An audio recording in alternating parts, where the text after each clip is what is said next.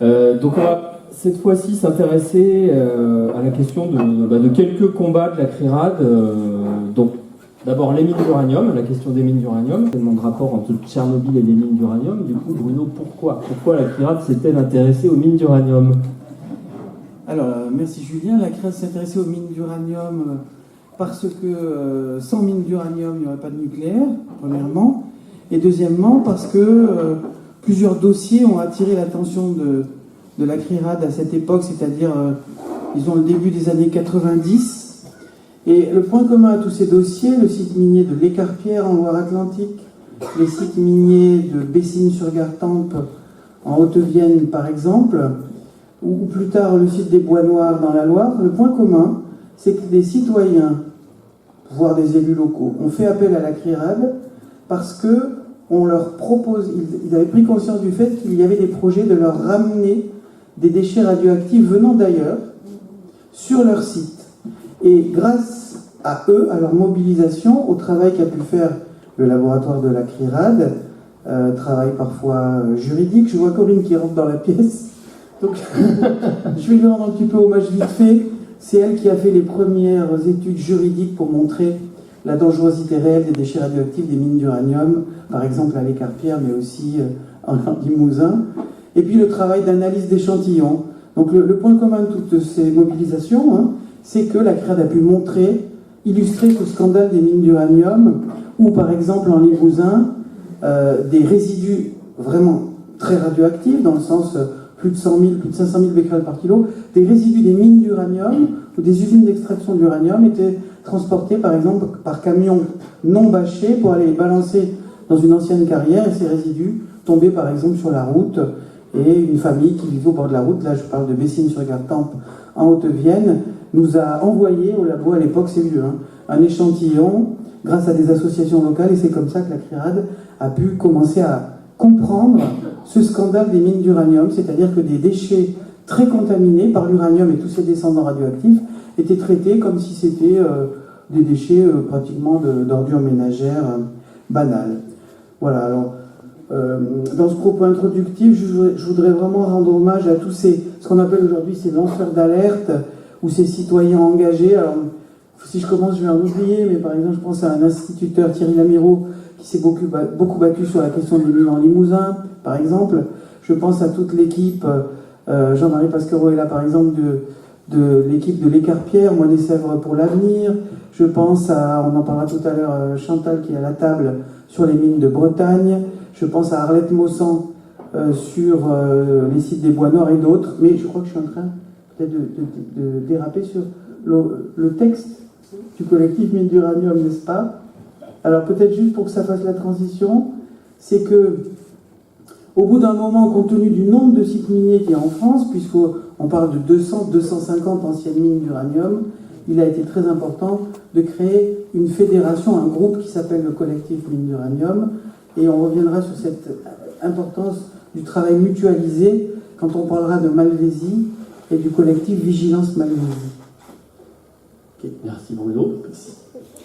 Donc on va laisser la parole à deux membres éminentes du collectif Mines d'Uranium qui ont préparé un texte. Donc je vais vous laisser le lire, et pendant ce temps, donc vous m'avez donné un petit diaporama de photos que vous avez collectées, qui vont passer pendant que vous intervenez. Oui, voilà, à chaque fois qu'on va... Chantal va prendre la parole. Voilà. Oui, il va y avoir les photos. Oui.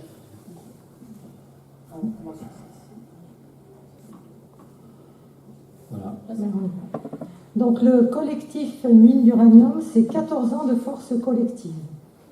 Après la réunion des 25 ans de la CRIRAD à Paris en juin 2011, le collectif Mines d'Uranium s'est constitué en 2012. Il rassemble, avec le soutien scientifique de la CRIRAD, les associations agissant localement sur la situation laissée par l'exploitation des anciennes mines d'uranium, tant en France qu'au Niger. Arlette Maussan en était sa coordinatrice très active. Son décès le 6 novembre 2025, 2 jours avant la rencontre annuelle, nous a désemparés, même si grâce à Daniel et Jean-Max Estet, la réunion à Guérande, en Loire-Atlantique, a été maintenue, car c'est ce qu'elle aurait vraiment souhaité. elle venait de terminer 2 gros documents sur la situation des bois noirs et dans le Massif central qu'elle avait sillonné avec son DG5 ces 5 dernières années. Une fémage, un hommage au féminin, à Arlette se déroulera le samedi 30 mai à partir de 10h avec, alors ça ne doit pas être, il me semble, la plantation d'un ginkgo. Sur le terrain, il est déjà planté, mais seulement la plaque qui commémore ce qu'elle a fait, en fait, me semble-t-il, si je ne dis pas de bêtises. Cette réunion à Guérande nous a permis, avec la présence de Julien Sirel, co-directeur de la CRIRAD, répondant à l'invitation de Joël et Pierre David, de penser le passage de relais du CNU avec la reprise extractiviste tout azimut en France, voulue par le président Macron. Alors l'action du CNU a consisté notamment en l'organisation d'une rencontre annuelle à chaque fois dans des anciens sites miniers différents, ce qui permettait aux participants de visualiser les lieux, de connaître concrètement la problématique locale et d'exposer la leur. Les médias locaux étaient invités pour leur exposer la situation. Un communiqué de presse commun a été publié à l'issue de la rencontre, traçant les axes d'action et de revendication. Entre 2 réunions, nous échangions par mail nos informations, nos coupures de presse, nos alertes. Cela a permis de faire front commun vis-à-vis d'Areva et d'éviter les différences de traitement dans l'enlèvement des décontaminations. Nous avons pu présenter nos revendications communes au ministère de l'écologie où nous avons été reçus en 2015 à 2 reprises. L'existence de ce collectif et des liens créés nous a soutenus moralement dans nos combats locaux. Marie-France Gauthier de l'association Moine-et-Sèvres pour l'avenir tenait beaucoup à participer à ces rencontres annuelles car chaque fois, elle repartait, comme elle le disait, regonflée à bloc, et nous aussi. La première édition a eu lieu en août 2012 près de l'ancien site minier de Saint-Priest-la-Prune, dans le foyer de ski de fond de l'Avoine, dont la décontamination fut obtenue non sans mal de l'ex-Areva devenu Orano, à l'invitation du collectif des Bois Noirs animé par Arlette Monsin.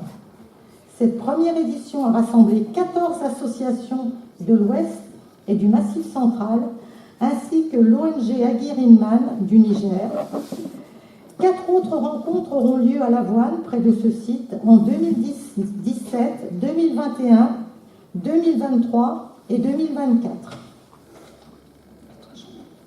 Alors, le collectif Bois Noir s'est créé dès 1980 suite à l'annonce d'un projet de centre de stockage des déchets radioactifs dans le site des anciennes mines de Saint-Priest-la-Prune. Grâce à une forte mobilisation des collectifs locaux, le projet a été abandonné en 1984.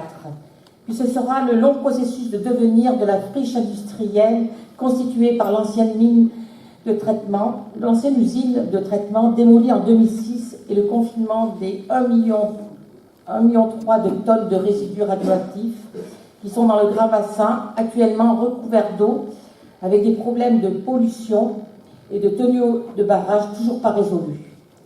Ce qui est l'objet d'un bras de fer avec Orano.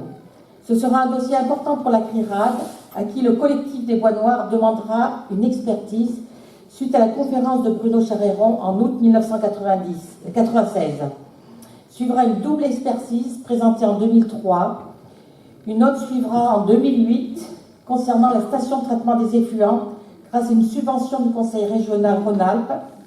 Areva présentera des projets de réaménagement pour les abandonner ensuite en 2015, malgré les injonctions de la ministre de l'Environnement Ségolène Royal. Et le bras de fer continue entre Orano et le collectif des Bois Noirs, épaulé par la CRIRAD.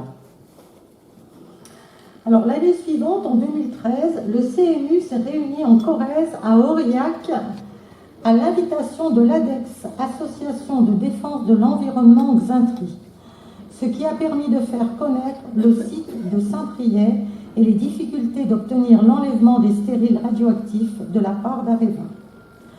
En 2014, ce fut à Guignon, à l'invitation de l'association VPEG, présence du maire d'Arlit, au Niger, qui a accompagné Al-Mustafa Alassane, président d'Aguirre Inman, et se préoccupe déjà de l'après-mine pour sa population. Donc l'association VPEC, c'est Vigilance pour l'environnement à Guignon.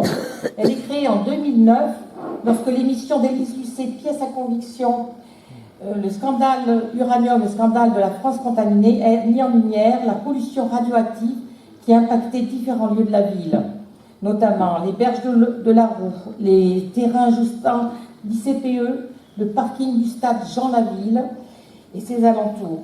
Avec l'aide active de la CRIRAD, VPEG a réussi à faire décontaminer en partie les différents lieux et à faire inclure dans l'ICPE le parking avec les terrains environnants. En 2015, la rencontre annuelle a eu lieu à Bousset, près du site de l'Écarpierre, à l'invitation de l'association Moine-et-Sèvres pour l'avenir. Nous visiterons ainsi le site proche de la Chapelle-Largeau, dans les Deux-Sèvres, avec Jean-Pierre Piednoir, président de Noria. Nous nous réunirons une seconde fois à Bousset en 2022.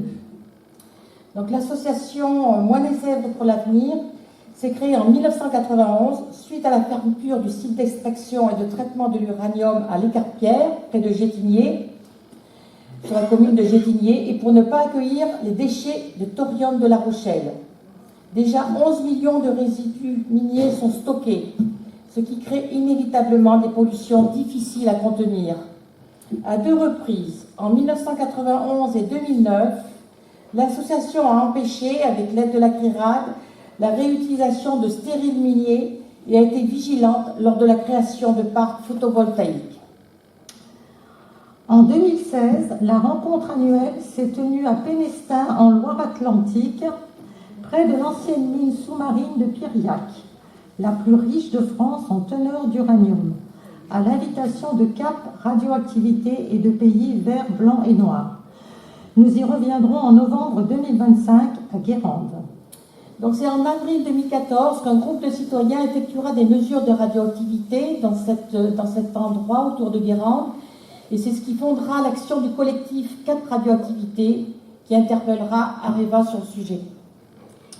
En 2018, ce fut dans les nouveaux locaux de la CRIRAD à Valence, puis en 2019 à l'ODEV avec arrêt du nucléaire 34 qui nous avait rejoint l'année précédente. Donc à l'ODEV, c'est une zone d'activité qui a été installée sur l'ancien site minier. L'association ADN 34 s'intéresse aussi de près à l'usine de traitement d'uranium d'Orano sur le site de Malvézy, dont on parlera tout à l'heure, près de Narbonne.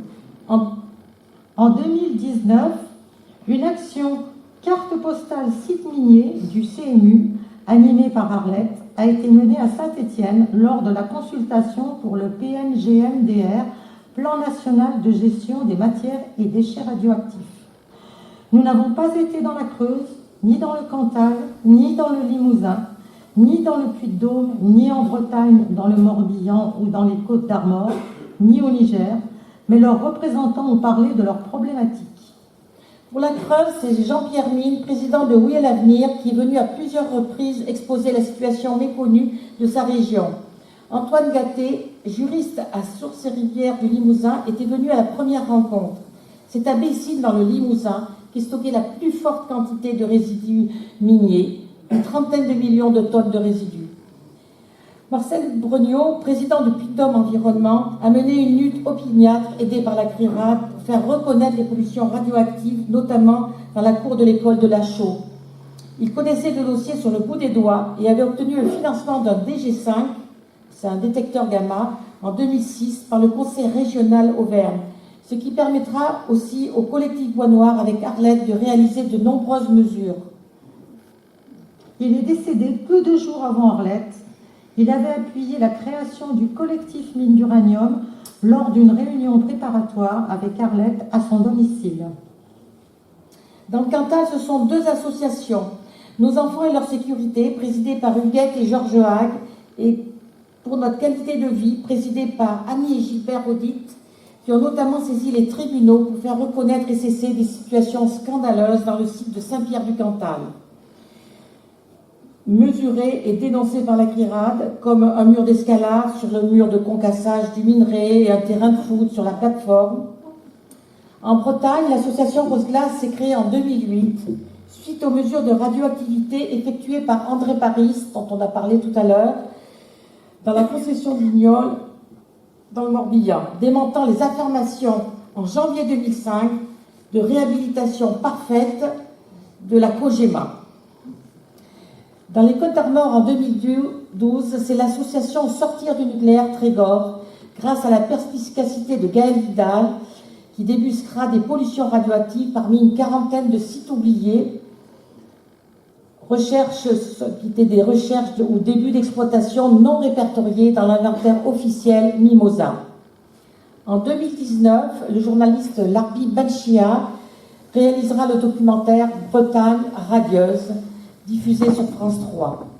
Et au Niger, l'histoire commencera entre Aguirinman et la Grierade dès 2003, de façon rocambolesque, avec la confiscation des appareils de mesure sur ordre d'Areva dès la descente d'avion.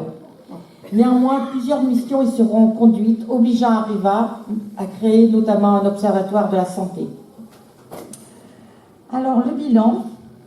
L'existence du collectif Mines d'Uranium, de par sa force collective, a empêché Areva de passer sous silence l'existence des contaminations qu'il a dû cartographier grâce à l'action des associations et la circulaire Borloo en 2009, prise suite au reportage du scandale de la France contaminée. Areva a dû réparer la dispersion des stériles radioactifs, certes très incomplètement. Beaucoup de situations de contamination perdurent, notamment dans des chemins de randonnée, bafouant des règles de radioprotection élémentaires. N'étant pas signalées au public, la négligence coupable du pollueur a été dénoncée à plusieurs reprises dans la presse, ce qui a toujours déplu fortement à Orano, ex-Areva, ex-Cogema. Le collectif Mines d'Uranium a plus pesé que la structure officielle du GEP, groupe d'expertise pluriel du Limousin, pour obliger Areva à réparer certaines situations. Alors, l'avenir du CMU.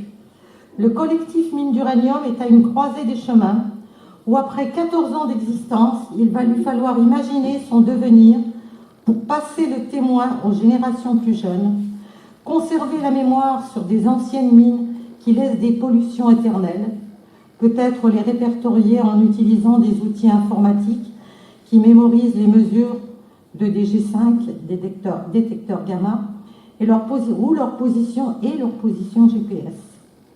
Nos témoignages sur nos luttes grâce aux documentaires existants, le scandale de la France contaminée en 2009 et Bretagne radieuse en 2019, les brochures sur la rétrospective des 40 ans de lutte du collectif des Bois Noirs, Uranium, la grande traversée du Massif central, devraient être utiles au nouveau collectif qui s'oppose à la reprise de l'extractivisme en France, sachant que les terres rares se trouvent dans des gisements riches en uranium et donc susceptibles de remonter et disperser à nouveau de la radioactivité.